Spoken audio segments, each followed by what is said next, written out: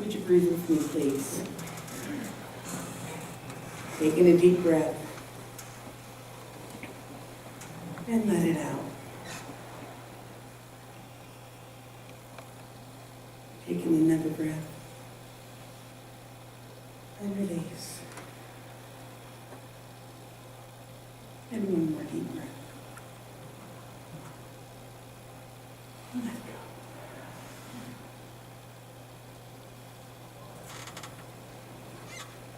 So as you may have heard, since Monica stole my talk, that today we're talking about compassion. My talk title is actually Living with and from Compassion. And I have to tell you, this is an unusual topic for me because throughout my ministry, I've kind of shied away from compassion. I know that sounds funny coming from a minister, and no, I don't mean I'm cruel or uncaring or not kind to people. It's just that up until recently, I didn't really understand the meaning of the word compassion. But because it's become such a buzzword, you hear about it all the time, and the Dalai Lama talks about it, that it's become really popular, the word. I don't know about the action so much, but the word has become really popular. So I decided that I really wanted to understand it. So one day I looked up compassion in the dictionary, and I was dismayed by what I found. It says here, sympathetic pity and concern for the suffering and misfortune of others. So the reason why I was dismayed with it is that in our teaching, we don't pity people.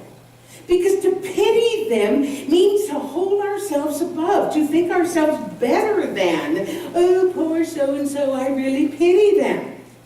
That can be construed as being very, very condescending and very holier than thou. Because in our teaching, we strive to see the God in everyone. So pity is not part of our vocabulary. I even looked up in my Ernest Holmes Concordance to find at least one quote that Ernest Holmes talks about pity. There isn't a one, not a single one. So because I had this rather limited interpretation of the word compassion, I hardly ever used it. I use kindness, I use empathy, I use caring and concern and love. But I very seldom have used the word compassion. In fact, just recently, one of my students in our last class, The Power of Your Word, used the word compassion as synonymous with God. And I corrected her, citing this definition about pity. So you will be happy to know, however, that it is possible to teach old ministers new things. Woo. Except you. No. Because just as many things within our teaching are evolving over time, so is my understanding of the word compassion evolving. Thanks to the internet and other technology things, I've been able to really dig down and do research about the concept behind compassion. And I have come to the conclusion that not only is it part of our teaching, it is an integral part of our teaching. Because even though our teaching is all about self-responsibility, absolutely, the law, it is done unto you as you believe, it is also based in love and unity. It is seeing the God in others and in ourselves. Ernest Holmes talks about our teaching being love and law. Not just law, not just love, but love and law. In fact, here was a quote that he said about compassion. Compassion and caring are the ties that bind us together in mutual understanding and in the unified attempt to uncover the divinity in each other. Compassion is the most gentle of all human virtues, for it is the outpouring of the divine givingness through all.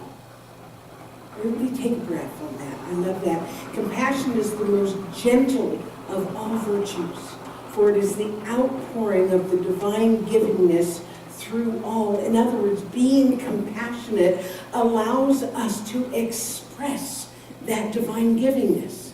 And in doing so, when we are being compassionate, we are being emissaries. We are being instruments of the divine. Take that in for a minute.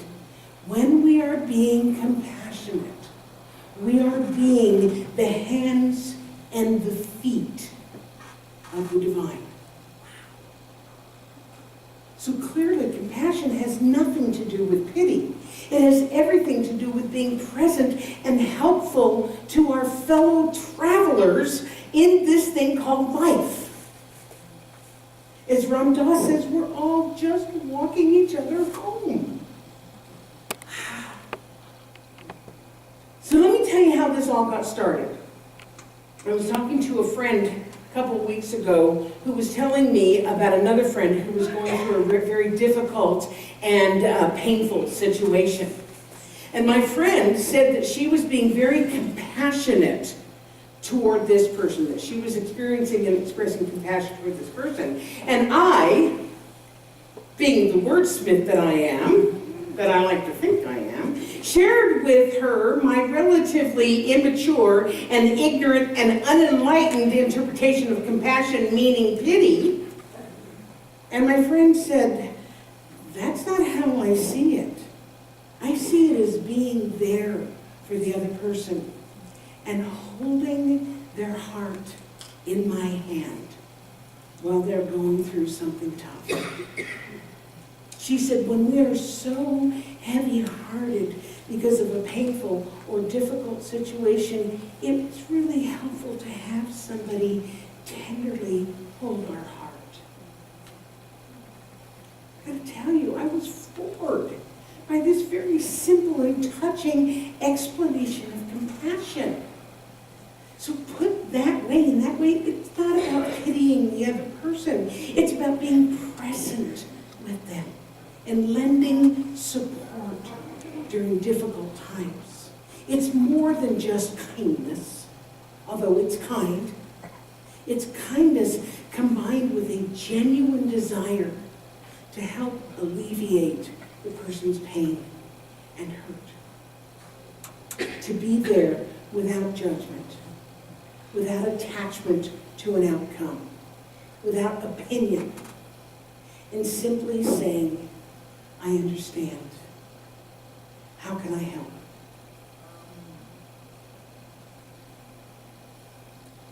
So after this conversation with my friend, I spent several weeks researching and going down, frankly, the rabbit hole of compassion. And what I found out, and then I'll tell you what I mean by going down the rabbit hole, what I found out is that not only does compassion involve empathy and kindness, but also it involves unity and oneness and understanding and vulnerability. There are many of the world's faith traditions for whom compassion is a bedrock, including Buddhism and Hinduism and Islam, believe it or not, and Jainism and Christianity all have compassion, feeling what the other person is feeling, being there for them as one of their basic tenets.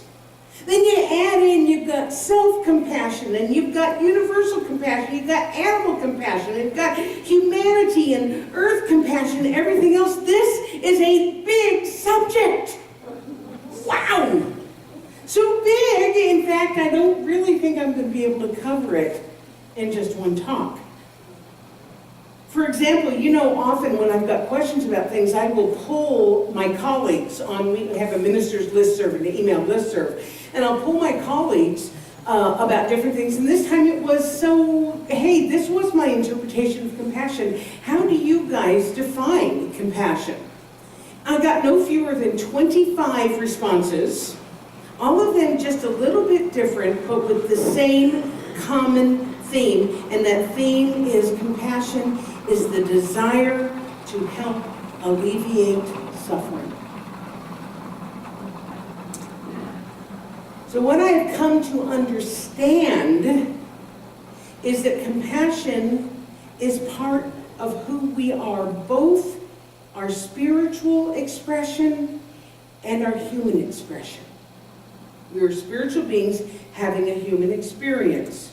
So compassion comes up in our spiritual expression because we are emissaries. We are avenues through which the divine expresses. Therefore, compassion is part of our spiritual DNA. Does that make sense? Yeah. And a part of our human experience because, ladies and gentlemen, we're all connected. We are all connected. Even as Monica said, those people you don't like.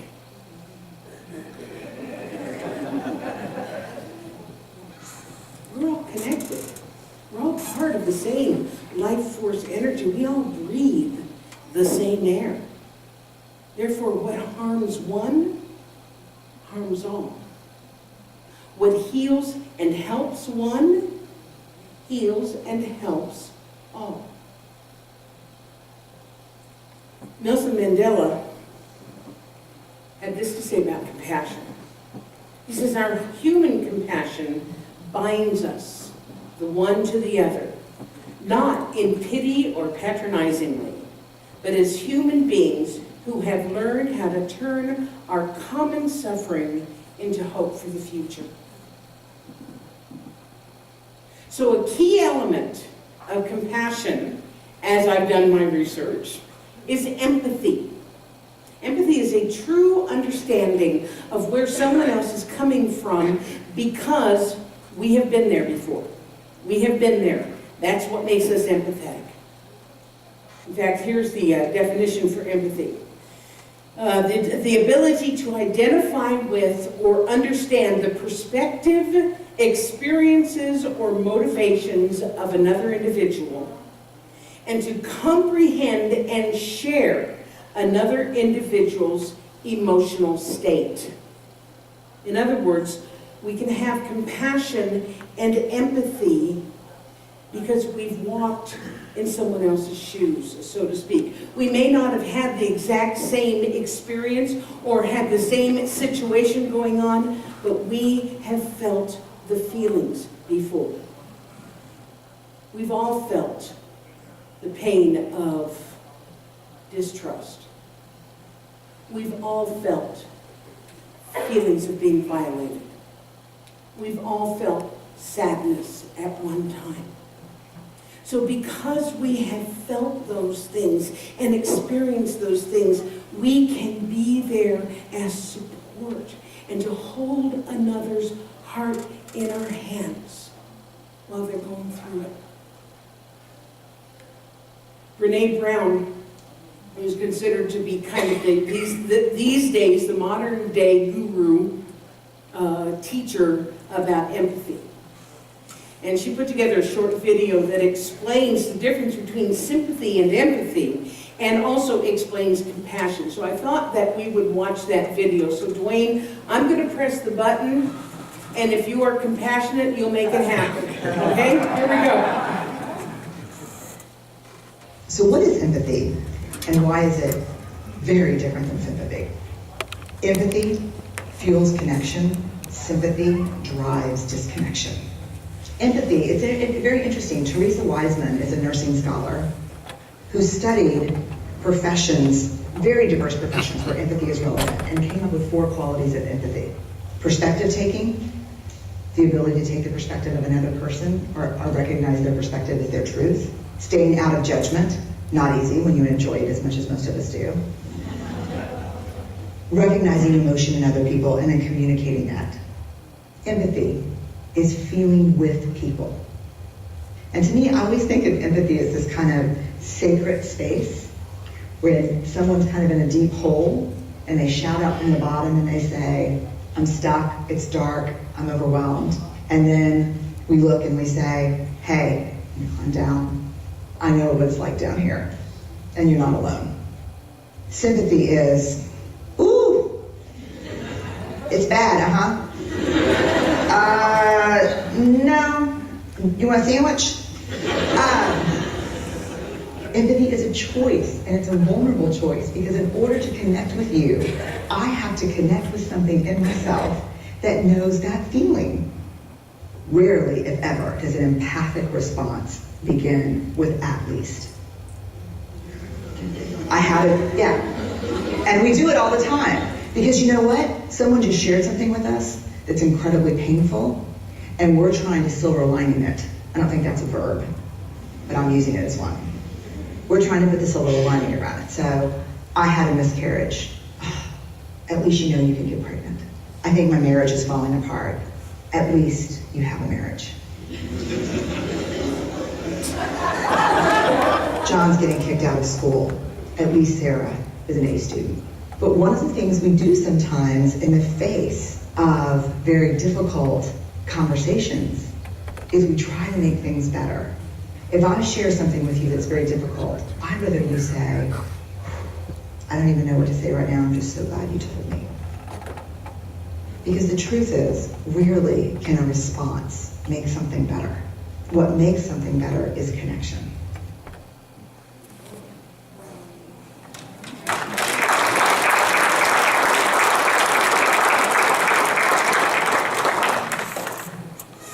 Good, hey? Good one. I really always enjoyed that video. It teaches me something. And what it teaches me and what it tells me is that the highly spiritual action of compassion and empathy are actually born out of our being human. I'm going to say that again. The spiritual action of compassion and empathy is actually born out of our being human. So often as spiritual people, we want to deny our humanness, right? We want to turn away from the rawness of humanity, like illness and pain and suffering and all of that stuff. And to a certain degree, I actually agree. Because if we stay stuck in the ickiness, then we're staying stuck in the ickiness and we're not moving forward. Is this making sense? Is it making sense? Yeah. In this teaching, we absolutely teach to turn away from the problem and affirm what we would prefer. However, that doesn't mean completely ignoring the issue. When we ignore the issue and we're just like, no, everything's so wonderful, life, that's called spiritual bypass, and it is ineffective, and it can actually be harmful because you're pushing the stuff down. So being empathetic, so being compassionate doesn't mean ignoring it. It means learn from it and grow through it. Because what happens when we do that is that we evolve, both as human beings and as spiritual beings. And when we have evolved to that point, then we really are being the instruments of the divine. We can be there for the people who are suffering because we've experienced it. We've grown through it ourselves. That is what I mean by living with and from compassion. And like I said, it is a much bigger topic than I thought. My eyes got opened. I opened my eyes. There's a whole other side of compassion that we haven't even talked about today, and that's self-compassion, which is every bit as important. In fact, somebody I was talking to about this topic, because it has consumed me for the past several weeks, is that people feel that self-compassion, you can't have compassion at all unless you have self-compassion. That makes sense? You can't really have compassion for anybody else if you are not having compassion for yourself. So, not next week, but the following week, we're going to continue this conversation. And we're going to talk about self-compassion. Are you cool? Yes? Will you be here? Yes. Okay, Yes. Okay. Next week, however, we're going to celebrate Canada's 150th birthday. So be here or be someplace else. But be here on Sunday the 2nd, because we're going to celebrate. We're going to have fun and celebrate. And then the following week, we will talk about self-compassion. And then we may continue it if there's still more that it feels like it needs to be talked about, okay? So that's all I got for you today. I love you. I missed you. I was gone for 2 whole weeks. I missed you. And so it is.